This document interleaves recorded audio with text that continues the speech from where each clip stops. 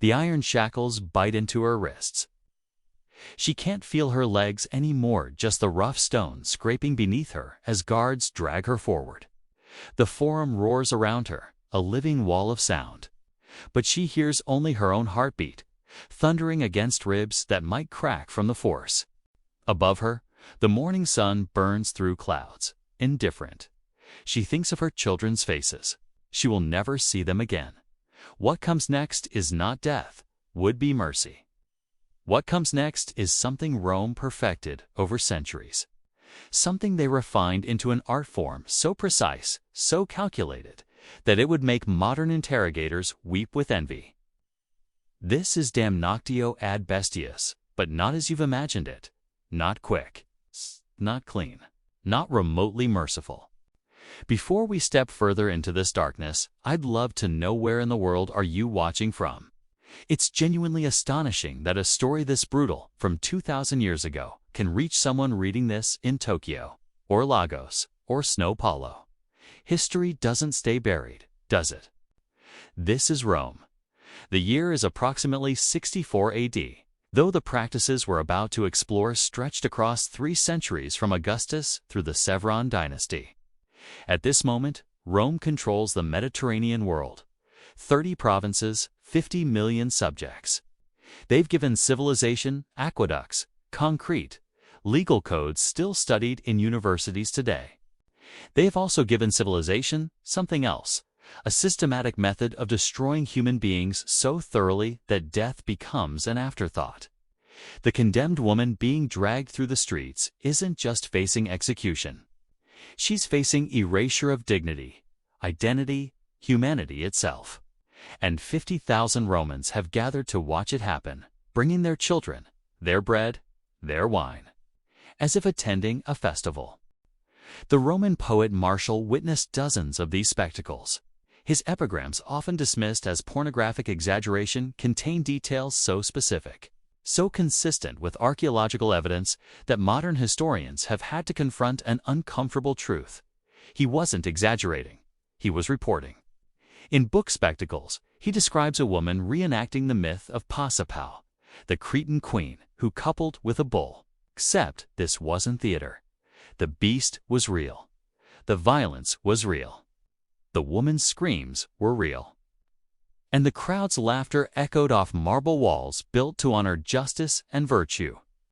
How does a civilization that invented habeas corpus also invent this? The woman in our opening, let's call her by the only name history bothered to preserve, Noxia. The guilty one has been kept in darkness for 3 days. Not as punishment, but as preparation. Roman executioners understood something profound about human psychology. The anticipation of degradation is almost worse than the act itself. Every hour in that cell, she knows what's coming. Every sound of footsteps makes her body convulse.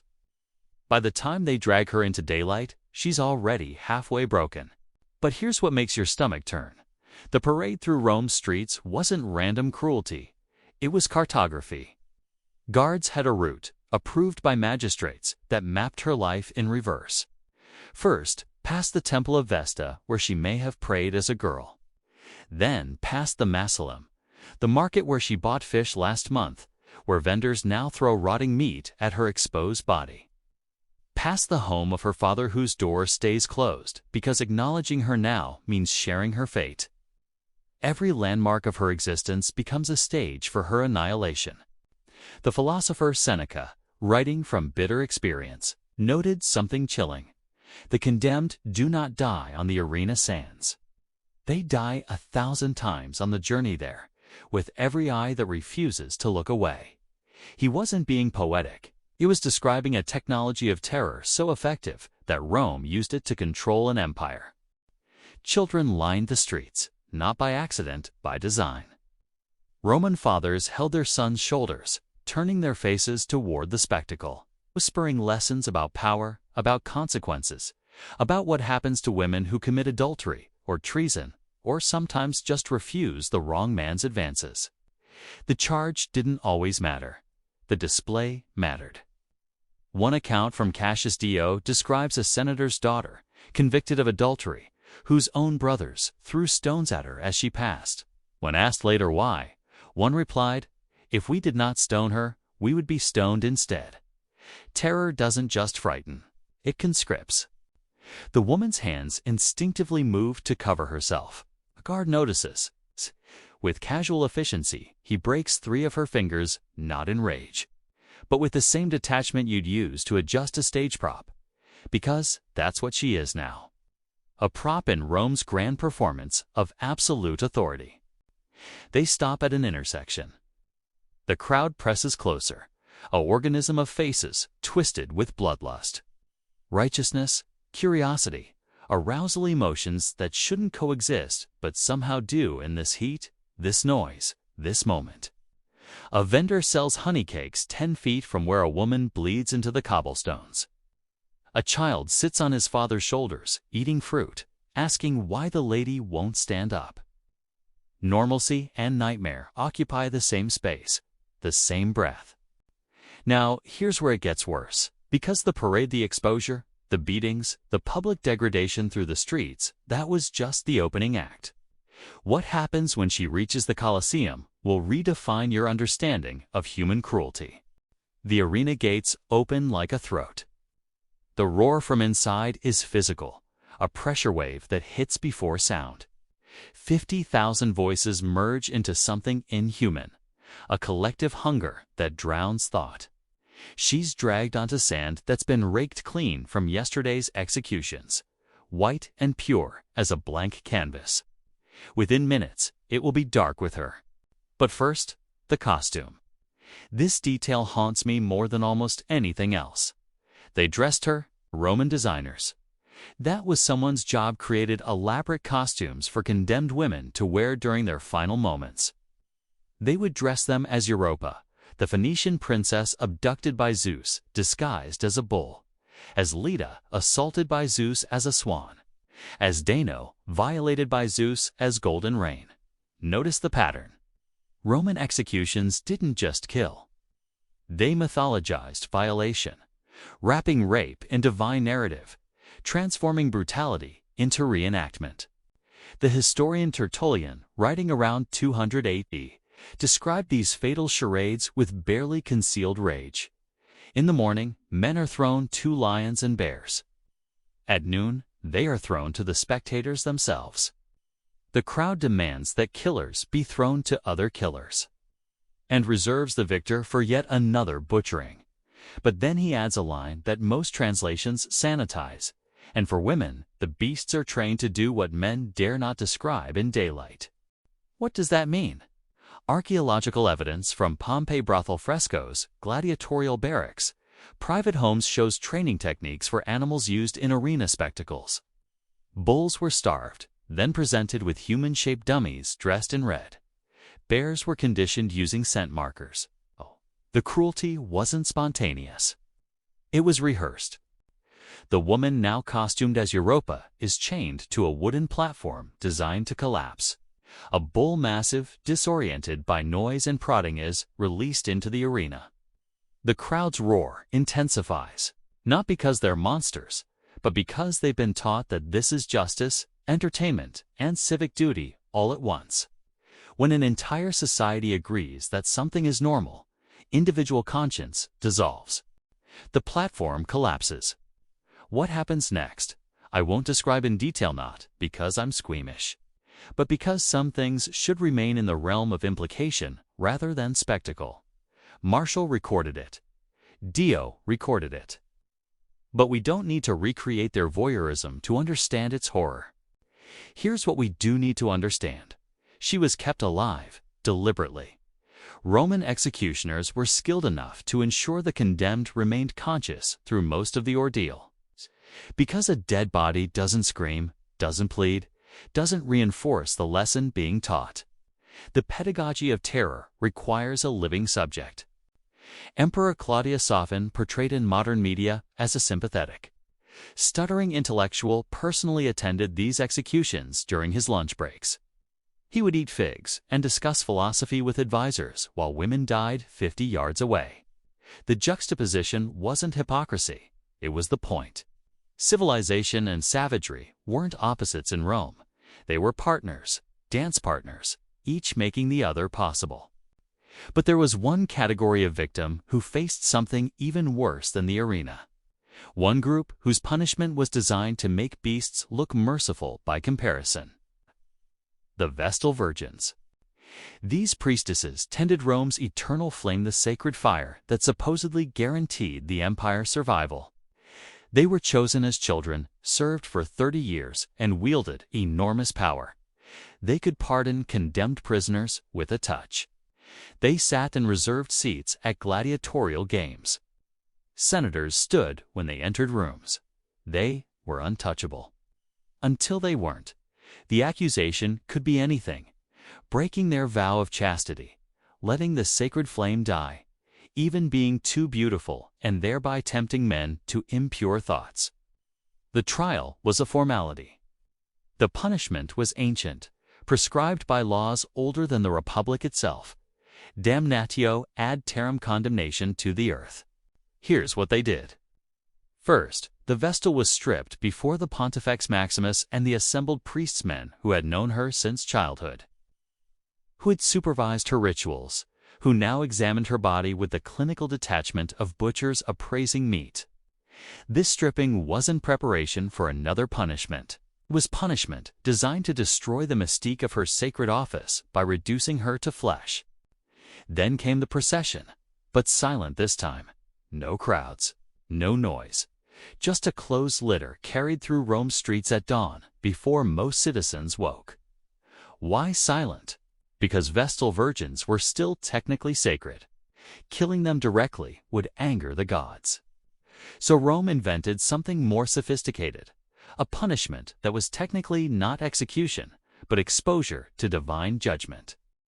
Near the Colline Gate stood the Campus Celeratus, the evil field. Archaeologists have never found it, which is somehow more disturbing than if they had. Pliny the Younger described it in letters that read like horror fiction: a small, underground chamber, barely 6 feet square, accessible only by ladder. Inside, a bed, a lamp, a small amount of bread, water, milk, and oil. Not enough to sustain life, just enough to postpone death. They would lower the Vestal into this chamber, naked, alone, then seal the entrance with earth, packing it so tightly that no air could circulate except through one tiny shaft, enough to keep the lamp burning for a while. Not enough to breathe comfortably. The lamp was the cruelest detail.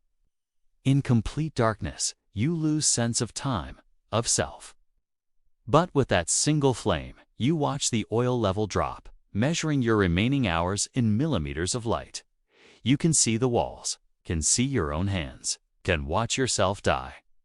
Cicero mentions that some Vestals survived for days underground, and Romans above could hear them singing hymns, praying, eventually screaming.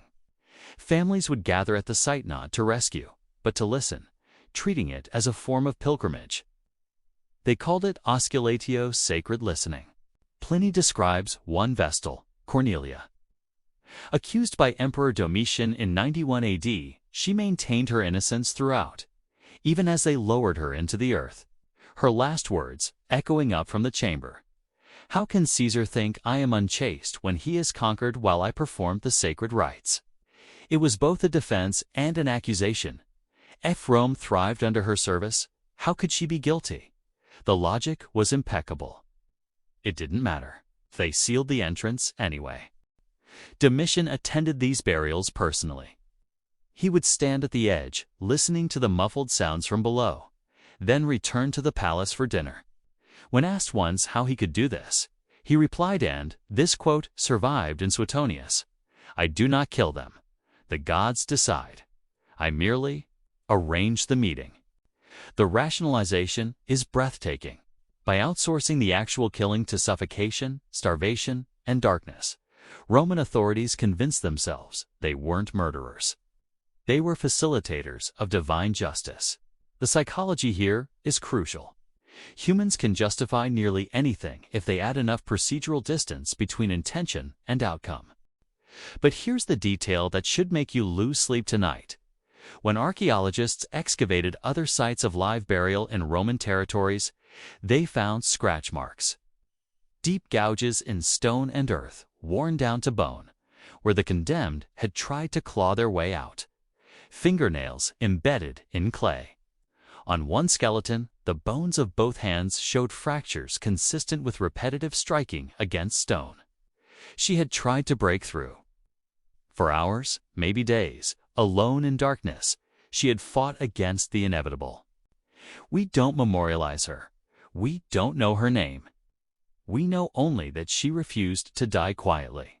Now, you might be thinking, surely this was the sadism of mad emperors, right? Caligula, Nero, Domitian, the tyrants whose cruelty was exceptional, not systemic. That assumption is comforting. It's also wrong. These punishments predated the emperors. They were codified under the Republic, expanded under Augustus, refined under the good emperors like Trajan and Hadrian.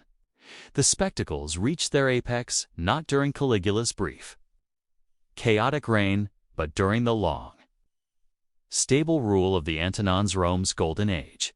The empire was never more prosperous, never more cultured, never more brutal. Marcus Aurelius, philosopher Sapampra, Stoic saint of reason and virtue, oversaw more arena executions than any ruler before him. His meditations, written in a tent between battles, contain passages about human dignity that students still study for wisdom. He wrote them in the evening. In the afternoon, he watched criminals fed to animals. He saw no contradiction. Possibly, he saw complementarity. The recognition of universal human nature makes cruelty to those who violate that nature seem almost ... necessary. The infrastructure of degradation became its own bureaucracy. By the 2nd century AD, Rome had specific magistrates dedicated to arena spectacles. The editor Munirus, whose job was designing novel executions. They had budgets, they had staffs. They commissioned artists to design costumes, engineers to build collapsing platforms, animal trainers to condition beasts for specific behaviors. Provincial governors competed to host the most elaborate spectacles, sending reports back to Rome like we'd submit quarterly earnings. An inscription from North Africa, dated to 198 AD, boasts that the local governor's games featured 30 female criminals dispatched by various beasts with unprecedented artistry. Unprecedented artistry. Someone was proud enough of that innovation to carve it into stone. When Christianity began spreading through the empire, many early converts were women. Some historians speculate why. Perhaps because Christian theology offered something. Rome fundamentally did not a cosmic order, where humiliation in this life didn't erase your eternal dignity. Where suffering witnessed by God mattered more than suffering witnessed by crowds. The early martyr Perpetua, documented in one of the first Christian texts written by a woman, faced exactly this punishment: exposure in the arena. Her diary, preserved almost miraculously, describes her final days. She writes about her father begging her to recant, about her infant son nursing one last time, about her certainty that what awaits her beyond death eclipses anything Rome can do to her body. On the morning of her execution, she braided her hair because, she explained, disheveled hair was a sign of mourning, and she was going to her wedding feast with Christ. When the heifer gored her, they used a heifer, specifically, as mockery of her gender. She fell. Then she stood up, adjusted her torn tunic to cover her thigh modesty, even in this moment. So, even in this moment, now, walked to the center of the arena to wait for the final blow. The crowd, for once, went silent. Witnessing dignity in the face of calculated degradation broke something in them. Not immediately, not enough, but something. It would take 3 more centuries for the spectacles to end. Not because of imperial decree. Constantine's 325 AD ban was ignored for decades, but because attendance dropped. Romans simply ... stopped going. The infrastructure remained, the laws remained, but the appetite faded. Maybe Christianity's spread changed hearts. Maybe the empire's fracturing chaos made people less interested in theatrical cruelty when real violence surrounded them. Maybe, just maybe, enough people watched enough degradation that they finally recognized themselves in the condemned. When the Colosseum held its last execution in 404 AD, there's no record of crowds, no vendors selling honey cakes. It's just a few officials, some guards, and a monk named Telemachus who ran onto the sands trying to stop the killing. They stoned him to death. But the games ended anyway. Not with a bang, but with a whimper. With empty seats and the slow realization that the spectacle required willing participants, both the killed and the watchers. Archaeologists have found something in Pompeii's ruins that haunts me. In one villa's dining room, they uncovered a fresco showing an arena execution. A woman, naked, being attacked by a leopard. And around the fresco, the family had installed expensive marble, imported furniture, decorative bronze fixtures. They'd made this scene of suffering into home decor. They ate meals beneath it. They entertained guests in front of it. The brutality wasn't sequestered to the arena. They brought it home, made it domestic, normalized it into the fabric of daily life. Romans weren't monsters, they were human, which is more disturbing. They believed civilization could coexist with cruelty, that you could debate philosophy while women screamed, worship justice while perfecting injustice. We pretend we're different, but the impulse survives. We've digitized the spectacle. Public shaming, viral humiliation, the global crowd eager for someone's social death. Rome ended its executions only when enough people simply refused to watch. That personal choice to turn away from degradation, this the closest thing to moral progress we have. And the woman once dragged through the forum still lives in every moment we decide whether to be spectators or human.